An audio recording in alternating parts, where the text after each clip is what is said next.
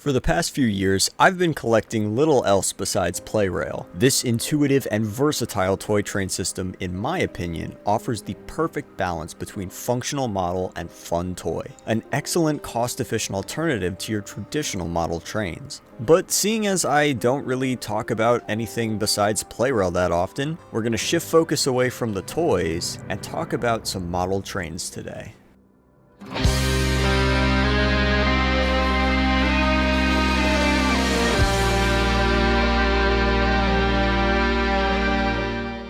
So yeah, I have some model trains of my own. It's definitely not an impressive collection or anything, nowhere near what my Play Rail collection has become. But after a long time away from the craft and finally landing on an idea for a future model railway layout, I think it's time to bust these boys out of the box and see where we're at right now. So it has been a long while since I have taken these out of their boxes. It's been a long time since I've even had these in my house. I put them away in storage quite a while ago, maybe about 2 years ago, after my last model train collecting kick. So it's gonna be interesting to see what I've got to work with now and what we are able to do with the setup currently. So let's dive into these boxes and see what we got. We're gonna go ahead and break into what we've got right here.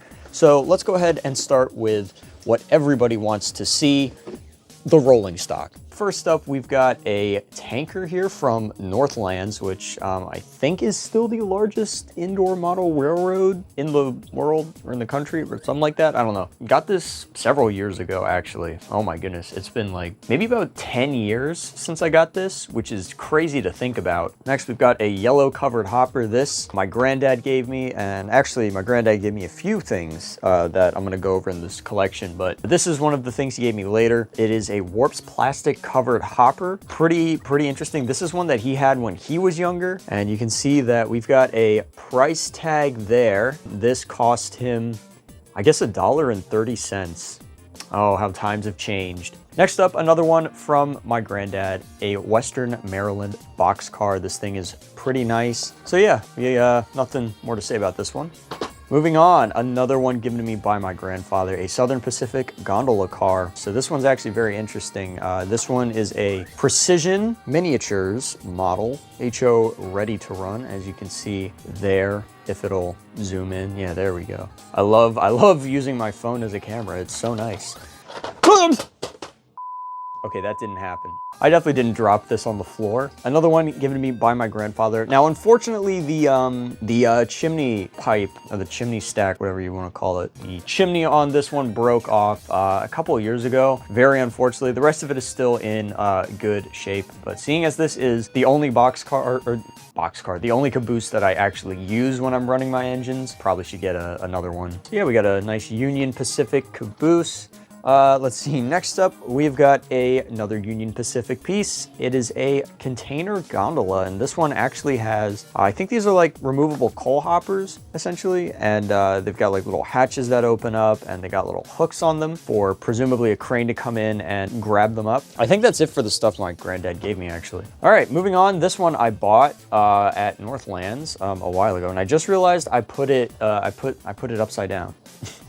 I did not have coaches. I did not have American coaches for a while, so I decided to get some when I had the chance, and this one is a Model Power, a Santa Fe coach of some kind. Again, I am not really good with my specifics when it comes to this stuff, so this was used. A lot of the stuff in my collection is used. There are some new things, but a lot of it is used. Next, we've got a Tyco Amtrak Combine baggage car, which is definitely very out of place with the rest of the stuff that I've got in my collection. This I also got used at a shop that I went to. It is a Tyco model, and I am quite happy with this one. It lights up. I might have to change the bulbs in it because I think they went out on the last run session I did with it, but we shall see. And then I've got a VNTRR baggage car, which came like this. It just came loose in the box here. Another used one. And then the last thing in a box is not a piece of rolling stock. It is actually a car. It is a Schuco model of Herbie. These cars stuck around for a very long time, and Herbie is undoubtedly the most iconic Beetle out there. I got this little guy in Germany. I had wanted to get a Markland engine, but unfortunately they were not going to run on the tracks I had, so I had to settle on Herbie, but very nice to have one. I never had a Herbie toy until this one. This is a tanker I got, a Mobile gas. I forget Mobile's a gas station sometimes. So this one I got from a shop. I got it used. Pretty nice.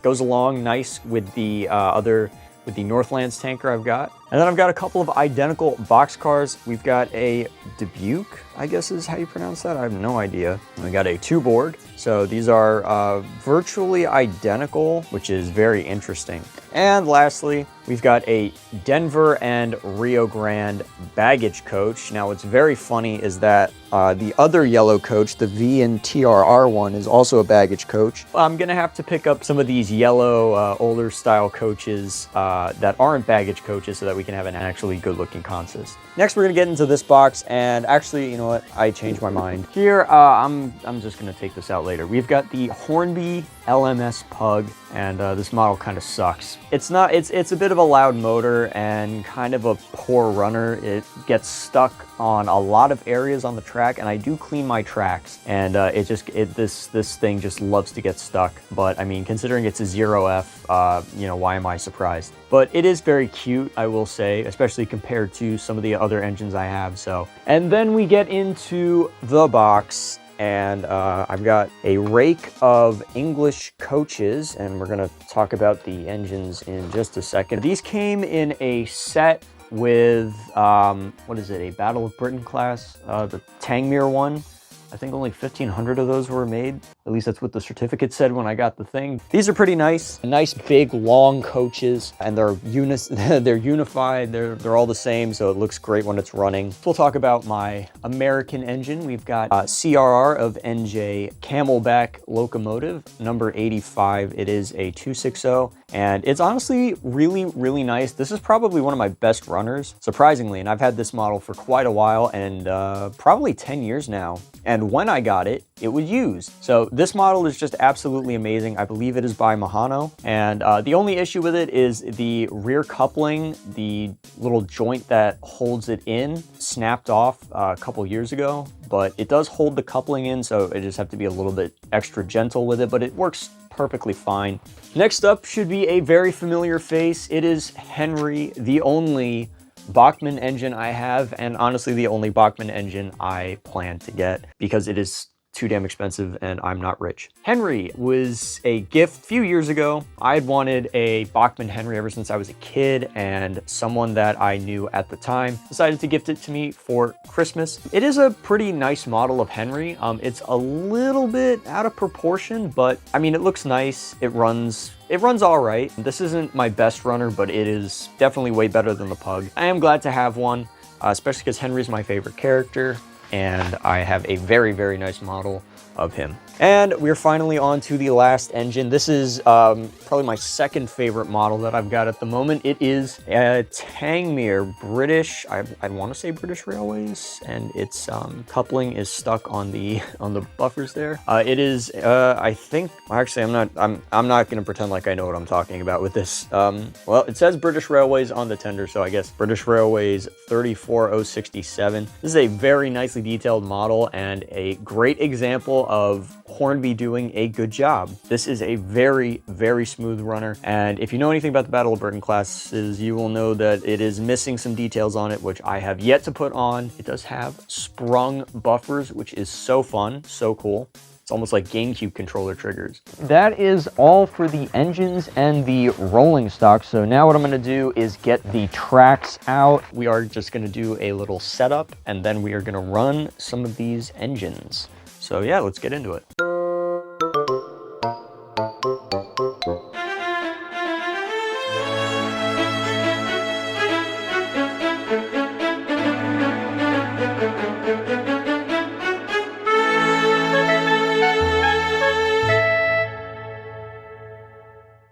So there we go. My phone tells me it was about 15.5 minutes to get this set up. Now, I did not use every single piece of track that I have for Kato. I only used, I did use most of it.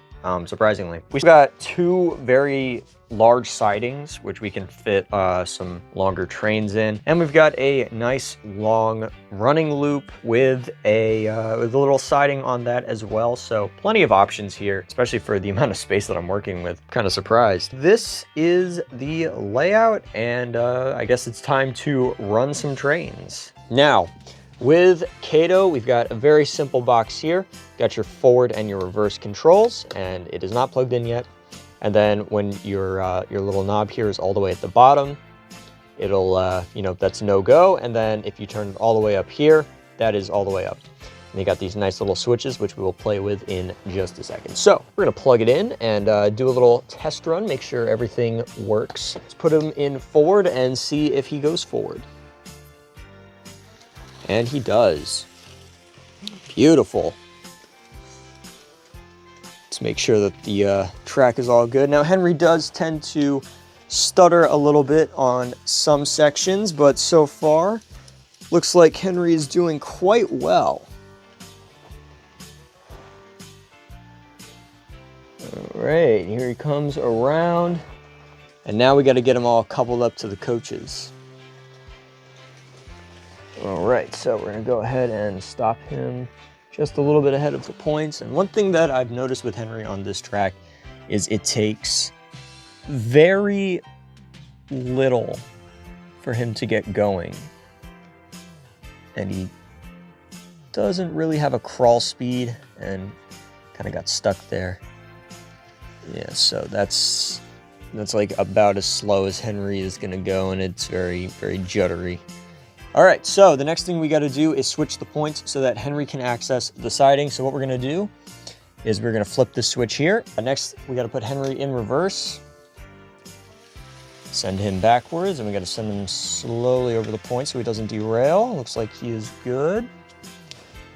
Surprisingly, Henry is one of the better engines when it comes to points. And he's stuck. Give him a little nudge there. And back him down onto the coaches. Beautiful. And he got stuck again. All right. Yeah. So Henry is not the greatest runner in the world, but he's not the worst. So we're going to have Henry come out of the siding here. And then we'll switch these points, set these there.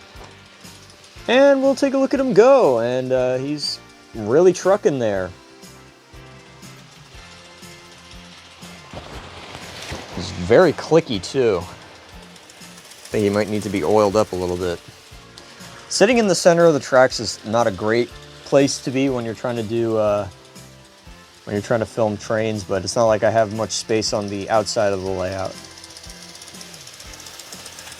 I don't know if the camera's picking up, or I don't know if the microphone's picking up the clicking there, but... Well, and we got a derailment. Oh, and he fell entirely off the tracks. So, yeah, that's one unfortunate thing about these Hornby coaches, is that they are very heavy comparatively to the engines. So if one of them goes over, then it ends up pulling another one off, and then it just pulls the entire train off the tracks. These coaches kind of suck on the points. And Henry has died as a result. Poor bastard. Okay, so cleanup operation has been successful. We've got the coaches back into the other siding, and Henry is chilling on the other line. And now we've got the infamous LMS pug. It is time to see just how beastly this bad boy is. So let's go ahead and set him off. And very jittery. Very jittery to start. Not too good. We're gonna slow him down there. Zoom in, let's focus on him. Switch the points, set him in reverse, send him back, and he stalled. All right, so far so good, not bad. All right, he made it into the siding. That's progress, that's something. All right, should be coupled to the coaches now.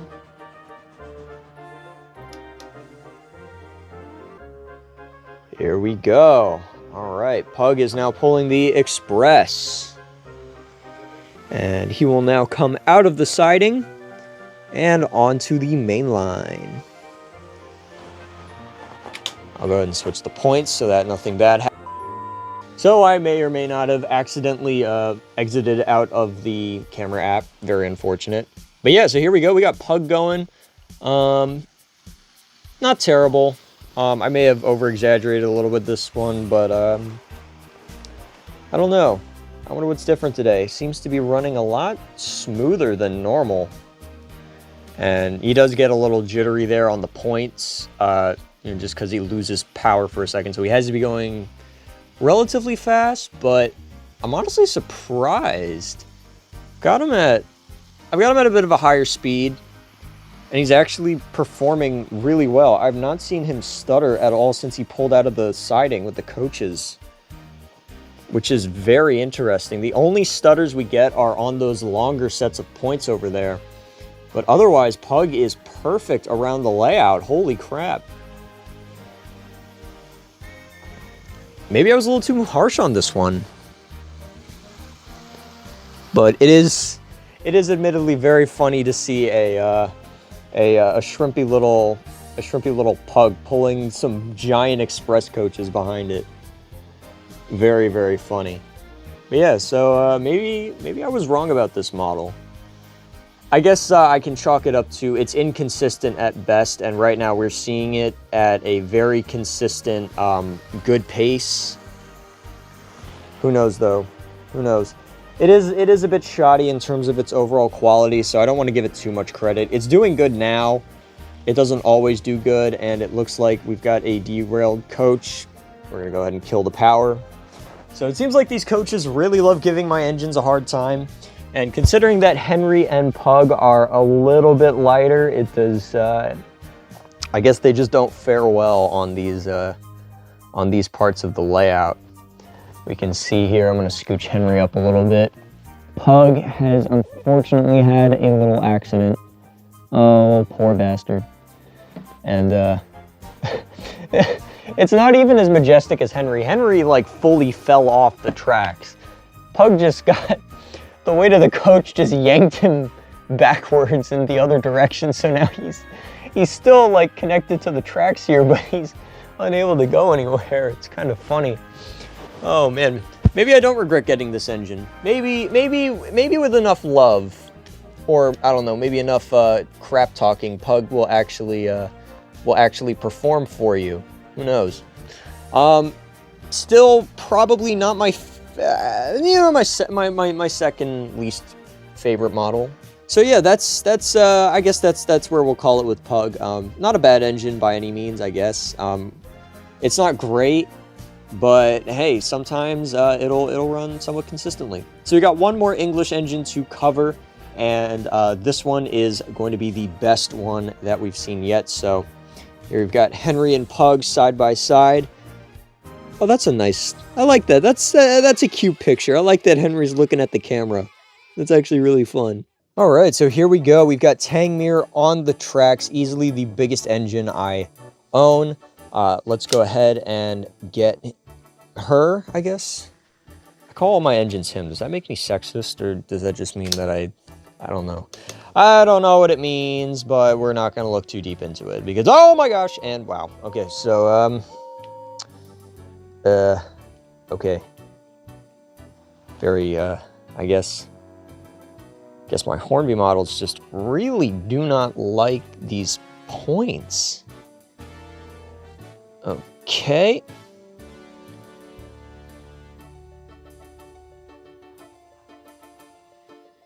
There we go. All right, we got a nice little couple up. And let's bring her out of the siding. Yeah, we're gonna go slow. What's really nice is Tangmere has a fantastic crawling speed, very, very smooth at low speed, which is more than I can say about Henry and Pug. All right, out onto the main line. And I'm gonna go ahead, wait for the coaches to get all the way over the switches, and boom, and now we're gonna heat it up. There we go.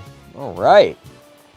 So a lot quieter, much smoother in terms of operation. Just a very nice engine overall. Definitely my favorite of my my British locomotives. Sorry, Henry, but performance kind of is everything. Although I do like Henry a lot. Do not get me wrong. But yeah, got Tangmere running very, very nicely, very smooth. Absolutely phenomenal model. What a beauty. And this thing can clock some speed too. Like we're not going at full speed. Trust me, full speed is pretty impressive. Like that's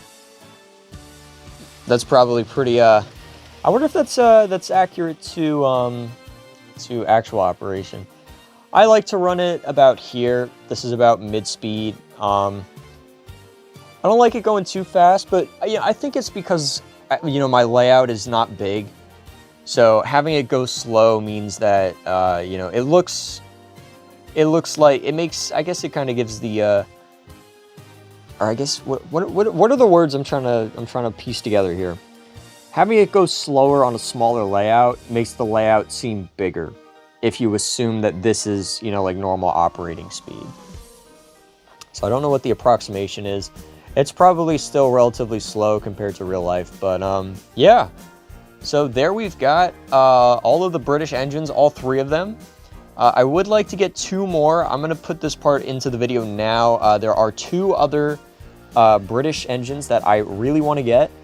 The first is Flying Scotsman. Of course, Flying Scotsman is absolutely iconic. And the other is a 1400 auto tank. But yeah, so that is it for the British engines. It's time to move on to the 2 American engines I have, and they're definitely going to be quite polarizing compared to each. Oh, wait a minute. Looks like we've got the obligatory coach derailment, but Tangmere is very heavy compared to the coaches. So no shot of it getting yanked off the tracks, fortunately for it. But yeah, so we're just going to go ahead and do a little shunting here. We got to slow the train down. Stick the reverse switch. Pull this lever. But then we also have to switch this here so that it goes into the right direction. And then we're going to slowly back it up. All right, baggage coach has made it.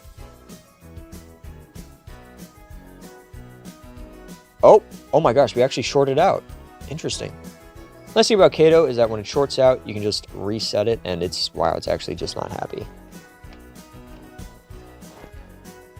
All right, there we go, much better. Yeah, so if it shorts out, it'll let you know, the light will turn red, and then you can just go and fix it. And that's bad, so Tangmere kind of jumped the switch.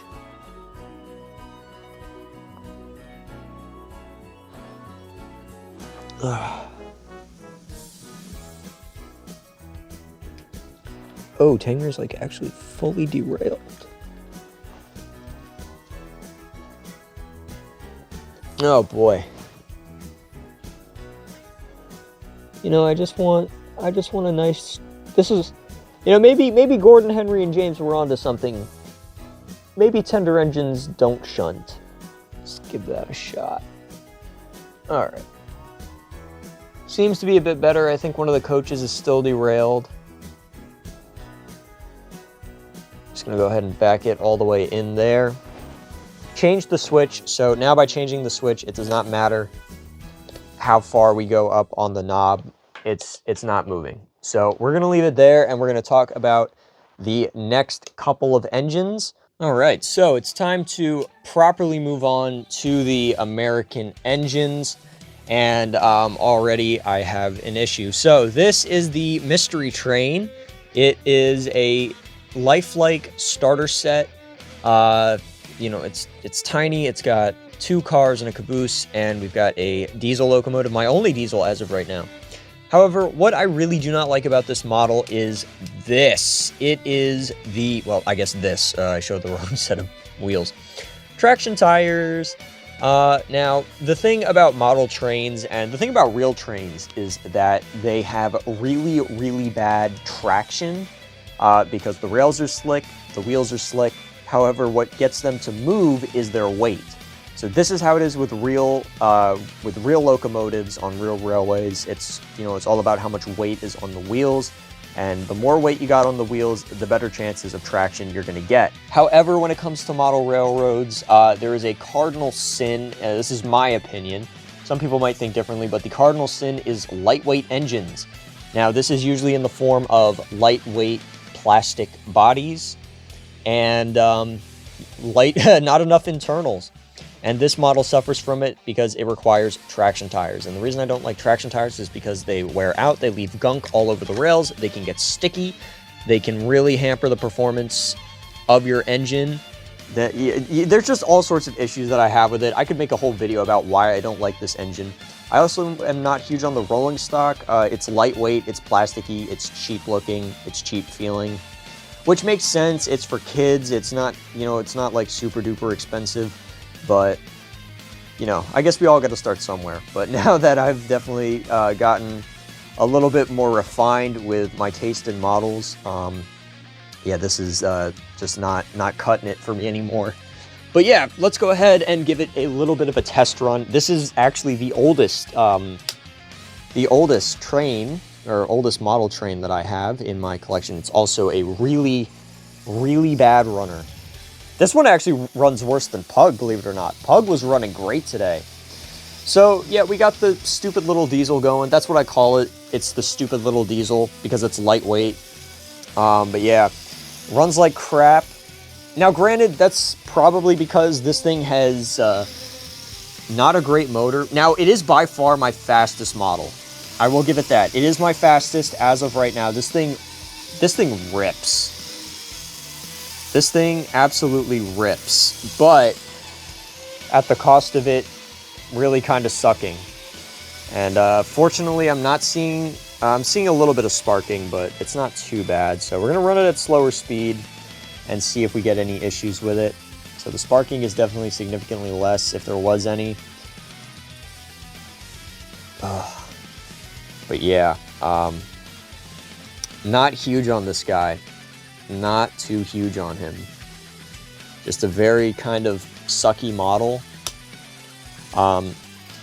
Definitely very indicative of a, you know, your first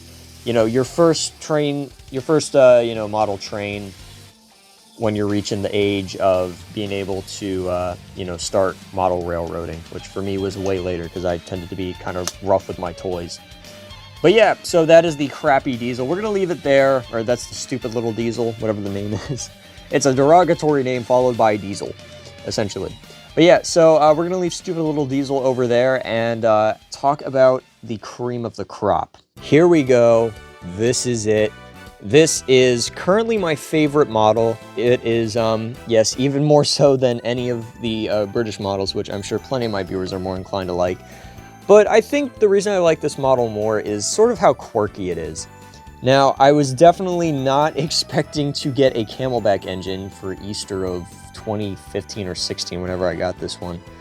But it's grown on me, honestly. And you know, I like how quirky it is. Kind of like me. Quirky, but definitely very functional. Now, I don't know exactly when this particular engine was made or how long the previous owner had it, but I mean, I'm just gonna give it a little run in here. First of all, and it got stuck, because that happens. So it does have a pretty decent crawl speed. Yeah, this thing, it's a little bit jittery, and I attest that to simply just age and use. But it does operate pretty well at slow speeds. Here it is at slow speed. Here it is at a bit of a higher speed. And it's a really smooth runner. I'm pretty sure it has pickups on every single one of its wheels, including the tender.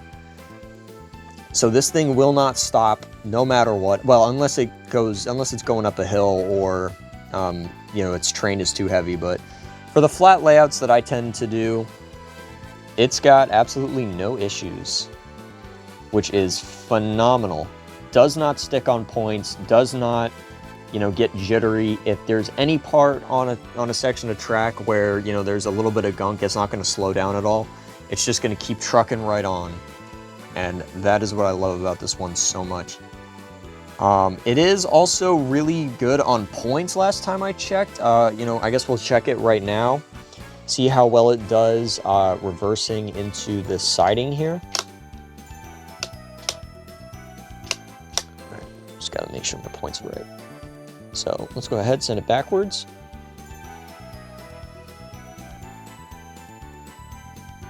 Absolutely perfect. No derailments whatsoever. And considering that, you know, everything, like all the British stuff was struggling so hard, just backed it right up and it was perfect. No issues whatsoever. This also has a light on the top, which is so nice. You know, it's such a minor thing, but I actually really like it. It gives it more character. And okay, I set the points right. But yeah, it's such a nice little engine, and I have nothing but good things to say about it. Even though this thing is like 10, who knows how old it is. This thing could be anywhere from like 15 to 40, who knows, years old. But yeah, so I'm gonna go ahead and stop it real quick, and we are gonna get some rolling stock lined up on the tracks here for it to pull. All right, so first up, we're gonna have it pull all the coaches, or at least all the American ones that I've got. And this is definitely a quirky train, considering we've got 1 regular coach and 3 dang baggage coaches. Yep. So hopefully I'll fix that. Eventually we'll have a actual consistent rake of coaches for the American engines, similar to what we have for Tangmere, which looks so nice. But you know, it's kind of fun having a little hodgepodge. So let's go ahead and back up our little locomotive here. Very smooth, and off it goes. And hey, looks like the lights are somewhat working. All right, I'll get it going. You can definitely see the light from the Amtrak coach. All right, so maybe I don't need to change it, or I don't know. Yeah, it's not great. I did get it used, so you know, I can't expect it to be perfect all the time, but yeah, it's nice that it still works to some degree. It does flash quite a bit though. That is the one thing. But yeah. So we got a nice little, I don't even know what you would call this sort of passenger train. It's so hodgepodge. All the coaches are different lengths. They're all different colors. And 3 of them are baggage. Quite the train, quite the train. It's fun though, it is fun. It's the beginnings of the collection, you know. I just got random hodgepodges of stuff. Right now, nothing like, you know, perfectly unified. It's all sort of splitting up, or split up, whatever. I don't know how to word it, but look at that.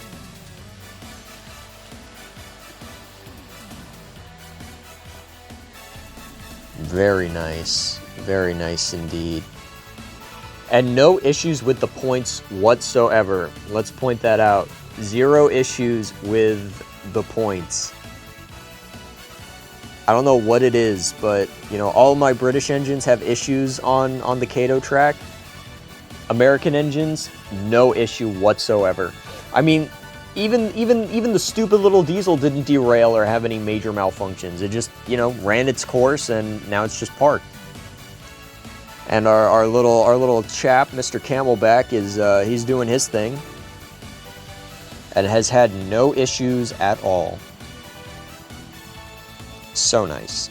So nice. All right, so I'm gonna go ahead and, or I guess when he gets around here, we're gonna go ahead and switch the points, park the coaches, and then we'll get some freight cars on and do a little freight train action.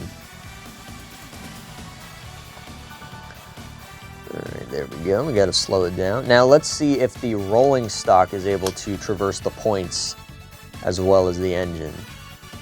I don't know if I've done this yet, so we shall see how well it goes. So far, no issues on the first set of points, and seemingly no issues on the second set of points. Wow. Look at that. A perfect parking job, just about. And then I proceed to ram the coaches through the buffers. Look at that. Look at that. It doesn't get any smoother than that. No derailments, no stuttering, just one solid shunt into... No. One solid shunt into the siding. Scooch this forward a little, give this some room to breathe, so we're not right up against the buffers there. All right, so I'm gonna leave our chap in the siding for now, and let's go ahead and get some rolling stock on the rails. All right, so now we have got a line of freight cars all set up in a very particular sequence. So let's go ahead and get our amazing little, or I guess it's not that little, but let's get our little Camelback out of the siding. And it is going to smoothly run right over those points. Go ahead and switch it, reverse, and back our little train onto, or I guess our little engine onto the train. Beautiful. Switch it back to forward. And here we go. Now I do typically run my steam engine with at lower speed when it's got the freight train, just so that it makes it seem like it's pulling more weight. Because, you know, if you have it going fast, you know, it looks like a toy train. You know, it doesn't really look that convincing if you just have your train barreling down the track at Mach speed and it ooh, got stuck. Interesting. You know, that's probably because of the wires giving it a bit of height. The track, you know, kind of raises up here, so it's got a little hill to climb right there. So actually, let's see if I'm running it at, like, you know, standard sort of, you know, kind of slow speed. Oh, interesting. It actually does not struggle on that little section there when it's at slower speed. That's very interesting. Yeah, I do like to run it at slower speeds with freight trains, just so that it, you know, it looks a little more realistic. It looks like the engine is actually pulling a slow freight instead of barreling down the tracks with reckless abandon. And even still, you know, we got all of these different freight cars, all with, you know, some of them have different couplings at different heights and tend to jar a little bit as the train goes on, but it is it's staying together and it's not derailing on the points, which is a little more than I can say for the British engines, all of which derailed on the points, well, except for Tangmere, but, you know, coach still came off. And so far, I've had 0 derailments with any of the American stuff. So, you know, I'm just saying. But yeah, so in terms of, well, actually, yeah, that's pretty much it for the collection as of now. Hopefully next time I'll have, you know, an outer loop and then an inner loop and maybe a better yard. But, yeah, I'm pretty happy right now. You know, it's nice. It's the beginnings, and, you know, hopefully in a few years' time we'll be able to start working on an actual model railroad, and we'll have some more engines and rolling stock to play with. But, you know, this is not bad at all for getting started. I think I'm in a very fortunate position with what I have available to mess around with. But yeah, that's really all I got. So I'm hoping to have a little bit more to show off next time, and hopefully it doesn't take me forever to get some more stuff. But yeah, we shall see. So yeah, I guess I'll switch over, close out the video, and yeah. In terms of what I want to do down the road for a proper model railroad, I'm leaning more towards an American-inspired setup with hints of England and Japan sprinkled in. For the time being though, I'm planning to stock up on Kato Unitrack for more time-efficient and convenient layouts. Once I get a place of my own with enough space, then I'll begin working on an actual layout plan. In addition to getting more Kato track, I also want to build up my collection of engines and whatnot, with more focus on American stock. I do enjoy the British locomotives I have currently, but seeing as I don't have much money to work with as of now, and how expensive models and importing can be, sticking to what's available in the States is going to be a better fit for me personally in the long run. So that's pretty much where I am as of this video. The first goal is being able to run a connected 2-loop layout with a yard in the middle. This will also entail getting a second suitable American engine to join the Camelback, so stay tuned for future installments of MTI's models. Thank you to my patrons for making this video possible, and as always, thank you so much for watching. Don't be a stinker, and have a great day.